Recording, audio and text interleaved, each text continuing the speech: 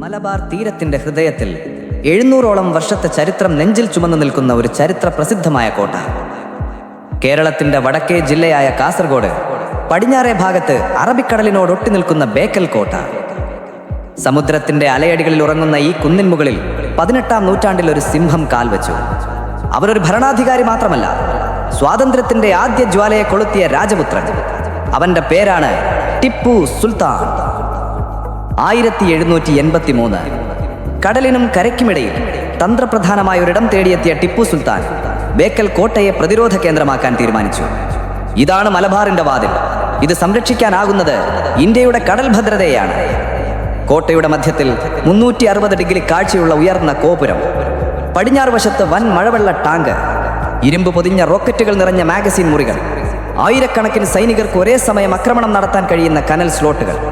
ഇവയൊക്കെ ചേർന്ന് ബേക്കൽ കോട്ടയെ ടിപ്പു സുൽത്താൻ ഒറ്റ കോട്ടയായി മാറ്റിയില്ല, മുഴുവൻ കടൽ പ്രദേശത്തെ വിറപ്പിച്ചിരുന്ന ഒരു സീ കമാൻഡ് സെന്റർ ആക്കി കളഞ്ഞു.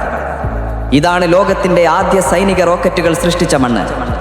ഇവിടെ നിന്നാണ് ബ്രിട്ടീഷ് കപ്പലുകൾക്കെതിരെ തീപ്പെട്ടികൾ ആകാശം കീറി ഉയർന്നത്. 1792 മൂന്നാം യുദ്ധത്തിൽ ബേക്കൽ കോട്ടയിൽ നിന്നുയർന്ന മൈസൂർ റോക്കറ്റുകളുടെ ആക്രമണത്തിൽ 10 കിലോമീറ്റർ അകലെയുള്ള ബ്രിട്ടീഷ് കപ്പലുകൾ പോലും പിന്മാറേണ്ടി വന്നു. കടലും കരയും ഒരുമിച്ചിരുന്നു.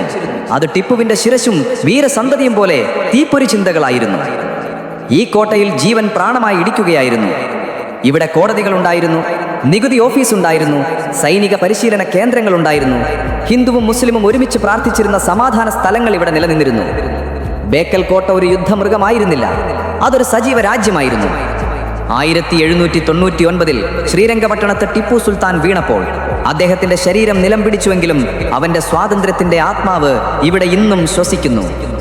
സൂര്യാസ്തമയ സമയത്ത് ബേക്കൽ കോട്ടയുടെ മതിൽ മുകളിൽ വീശുന്ന കാറ്റിനോടൊപ്പം ഇന്നും ഒരു ആത്മനാദം കേൾക്കാം. സ്വാതന്ത്ര്യത്തിനായി ഞാൻ വീണു, പക്ഷേ എന്റെ സ്വപ്നം ഒരു നാൾ തീർച്ചയായും ഉയർത്തെഴുന്നേൽക്കും.